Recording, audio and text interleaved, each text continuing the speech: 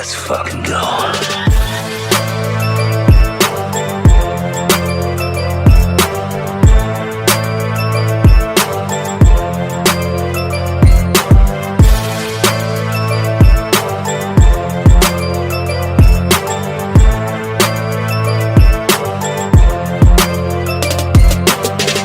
Hello everybody, welcome to the Comic Gamer Movie Show. My name is Deshaun, and today I'm here to review The Penguin episodes 2 and 3. Now, I missed last week's episode, so I had to kind of catch up on it because it's just a lot happening for me last week. So I had to quickly watch Agatha and Penguin episodes 2 in.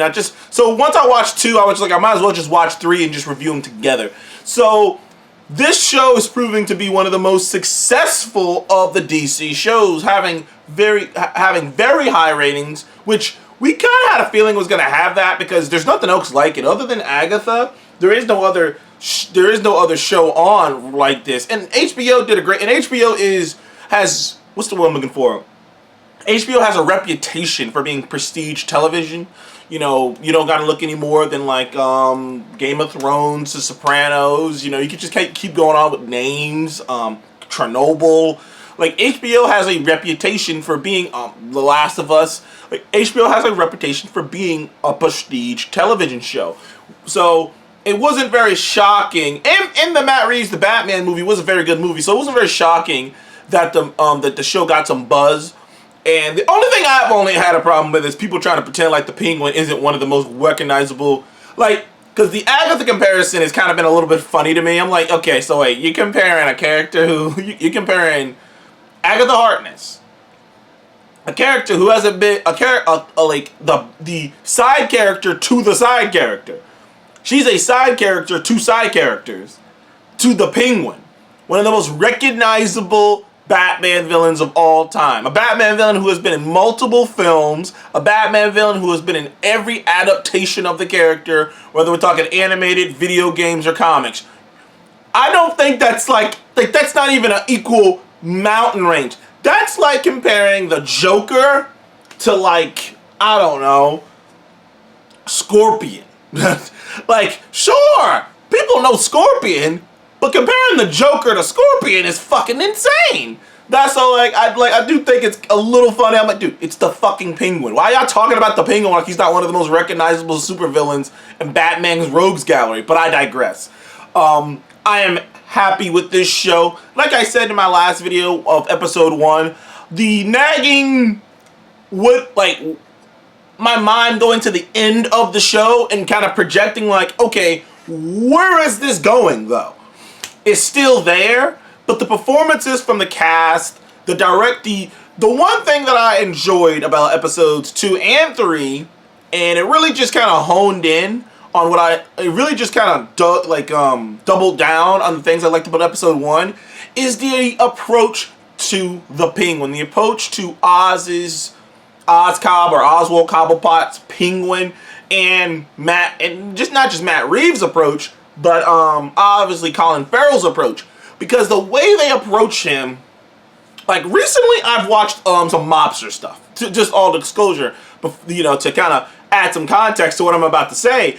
And when you watch shit on like Pablo Escobar, on Al Capone, on El Chapo, like when you watch these stories on the quote unquote origins of some of these big time, well known, rich mob bosses, you notice something in common, which is often these guys start off with nothing. Like these guys start off with jack shit all, and like so much of it is built, and so much of the reason they do what they do, not to excuse any of the heinous shit they've done, but so much of it is built on the idea that to a certain extent there would have been no way to get the amount of wealth, the amount of, live the kind of life that they would have lived if they had just stayed on the ground and just taken what life was giving them. And they all are go-getters. They all are people who don't see themselves as the bad guy. They're people who just see themselves as just saying, fuck the system. They kind of see themselves in many ways as rebels, as people who are just saying, fuck this system. I'm not going to let you control me. I'm going to take what I believe I'm worth. And it's because a lot of those mob bosses and stuff, there are guys who are just, they're clever, they're ambitious, they have balls, they're willing to work their asses off. Like, so much so that often you hear stories about certain people like Al Capone and whatnot, and you hear like their beginning origins of who they were before they became mobsters, and you're just like, this is a person who was tenacious and would have worked his ass off at anything, but he didn't want to break his back. He felt like he wanted to get what he was worth. And that's the origin story of so many of these mobsters, or so many of these mobster bosses, or so many gangsters in general. So they really play Oswald Cobblepot, or Oscobb, like a genuine, like his motivations are steeped in realism, are steeped in motivations that so many other gangsters and so many other mobsters start off with. This is a man with scars. This is a man with a deformed leg. This is a man, he's a little overweight. He's got a receding hairline. Like, everything about this man, this is clearly a guy who didn't have the greatest childhood, who didn't grow up, in the most stable environment. Everything about him, and he mentions it in both, and he mentions it particularly in the tail end of episode 2, that a guy like him shouldn't be here. The only way a guy like him can get anything to hold on to get what he believes he's worth, is if he gets into this gangster shit.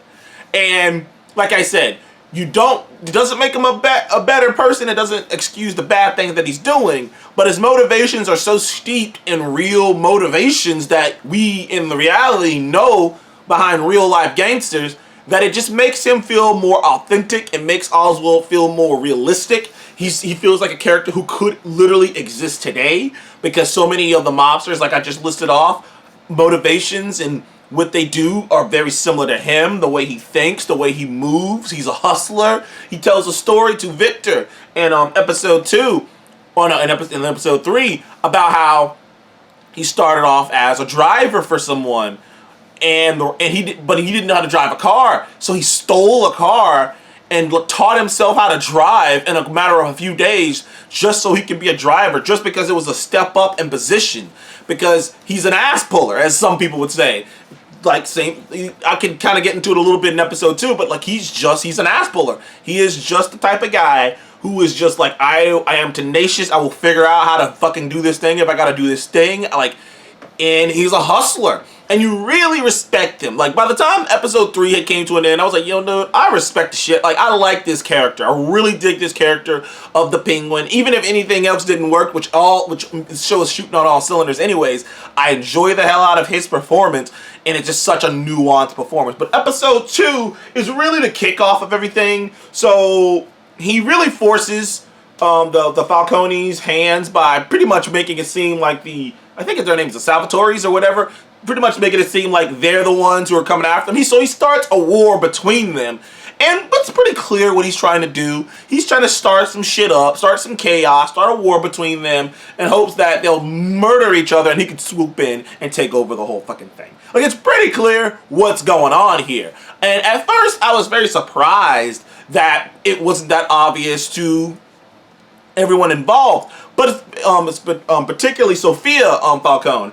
But it's made particularly obvious that but this episode 2 really kind of highlights that Sophia Falcone, as intimidating as she is, and as much as people say to pay her respect, she doesn't actually carry as much power. There's still a little bit of a there is still a little bit of a sexism type thing. I mean, this is still an Italian mob, so a woman's voice isn't going to carry as much weight as the man's voice. There's a reason that she wasn't given the reins. One being that she went to Arkham, though we learned in episode 3 it may not have been on the up and up, though I have my doubts. But 2, because she's a woman, and her weight, what's the word I'm looking for? Her voice doesn't carry as much weight as you would think, because even by the end of episode 2, when she proves herself to be right, that there is a rat, that there is something going on, that there is an inside guy, even though she's right, her uncle still wants to get rid of her, because as long as she's around, there's always going to be people thinking that she can snatch up power, obviously. So, I mean, like I say, there's always going to be this power struggle. So the Penguin is really taking advantage of that. Not to mention that the Penguin's been around this family so long that he understands people. He understands people. He understands people's motivations. He understands how people are thinking. He understands what people are doing. He's also trying to work the I think the name, like I say, the Salvatore's, the other mob family in Gotham, to try to spark something up. Also, he's trying to get in the good graces of Sophia, because he knows that Sophia, at the end of the day, Sophia's blood and their history together will lead him to his ultimate victory. And by the time episode 2 comes to an end, Sophia has kind of been pushed out. She's kind of been told her place, been told, hey, look, you either get the fuck out and go to Italy, take a visit to Italy. And, you know, that's obviously a callback to something like The Godfather Part 1, where Michael took a visit to Italy after shit got hot. But either way, that's kind of so the whole Italy thing was kind of funny. She's got to attend her brother's funeral, and people are kind of giving her heat about that. Like, there's a lot going on in that second episode, but the main thing is her and Oswald come to a kind of agreement to try to take over the family. She's like, I'm not gonna get pushed out this fucking family. Fuck this, I'm taking it over. And you're gonna help me, Oswald. Of course, that's right in his fucking wheelhouse, because he's a manipulative son of a bitch. But when you see his mom, the interactions with his mother, and how fucked up his mom is, you meet his girl, and whatnot. Like, the more stories you hear from him, and the more you see of Oz, he's really an ass puller. He's a mover, he's a shaker, he's the type of guy who... Oswald is the type of guy who walks into into any bar, and he knows, like, the bartender, the owner, and so many people in it. Like, he's a sociable guy, and you either like him or you don't trust him, but you have an opinion on him, and that's a very interesting character that they're doing with him. Obviously, the story is moving forward, and episode 3 is where things really get interesting, because they introduce the drug Bliss. Now, this Bliss drug, I can't remember if it's in the comics or not, but Sophia claims that they used it on the patients in Arkham to pretty much dope them the fuck up so that they could be more compliant with whatever they were telling them to do. And it came from this, like, mushroom. And this is the drug that her and her brother were working on, this game-changing drug that her and her brother was working on. Now, granted, Penguin has kind of sort of convinced her that he was in on the loop for the whole drug in the first place. And, I'll give him this, man. I love his commitment to a lie, dude. He will commit to a lie. He will put his whole fucking, fuck 10 toes down. He'll put 10 toes down and his fucking hands on the floor for a lie. And he will push that shit so hard that either he is telling the truth or either he's telling the truth or he's fucking crazy. Like, you know what I mean? And because he really is just lying to everyone, just manipulating and just putting players and people in spots where he needs them to be. Like I say, it's pretty obvious what's happening here, but even still, it's still funny. It's great to see him and Sophia's chemistry. In episode 3, though, it's probably the best episode of the season, in my opinion, because not only do you learn more about the Penguins and Sophia's history, you learn about Victor's history. You learn that he lost his parents in that crazy conclusion of the Batman when the Riddler flooded the city, which has been something they keep coming back to, harkening back to, is that the Riddler flooding the city has kind of opened up opportunities. Usually the opportunities open up because Batman took down one of the fucking families, but this one is saying, oh no, the Riddler, when he destroyed, like, basically flooded out the city, it fucked up a lot of the other gangs, and it opened it up for other gangs to move in on territories because of this flood. So, you know, they mentioned that, but Victor lost his parents to this flood.